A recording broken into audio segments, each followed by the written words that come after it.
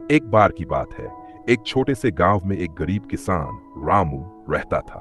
रामू के पास थोड़ी सी जमीन थी और एक पुराना हल। उसकी मेहनत के बावजूद उसकी फसल हमेशा कमजोर निकलती थी। बारिश समय पर नहीं होती और अगर होती भी तो इतना ज्यादा कि फसल बह जाती। रामू अक्सर आकाश की ओर देखकर कहता, हे भगवान, ये कैसी परीक्षा है।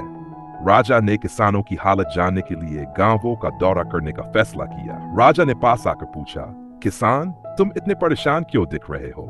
क्या मैं तुम्हारी मदद कर सकता हूँ? रामू ने राजा को पहचाना नहीं। उसने सोचा, ये कोई अमीर आदमी होगा जो उसका मजाक उड़ाने आया है। राजा मुस्कुराया और बोला, अगर मैं तुम्हारी समस्या का हल निकाल दूं, तो क्या तुम मुझ पर भरोसा करोगे? रामू ने ठीक है स्वर में कहा, पहले समस्या सुलझाओ, फिर भरोसा करने की बात करेंगे। रामू को राजा की बातों पर यकीन तो नहीं हुआ, लेकिन उसने तय किया कि वह मेहनत जारी रखेगा। तीसरे दिन सुबह रामू जब खेत में पहुंचा तो उसने देखा कि उसके खेत में एक गड्ढा खुदा हुआ है और उसमें से पानी निकल रहा है।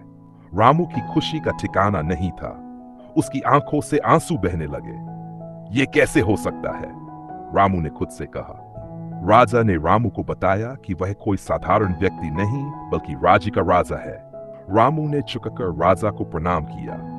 उसने कहा, महाराज, अगर आप न आते तो शायद मेरी मेहनत बेकार चली जाती।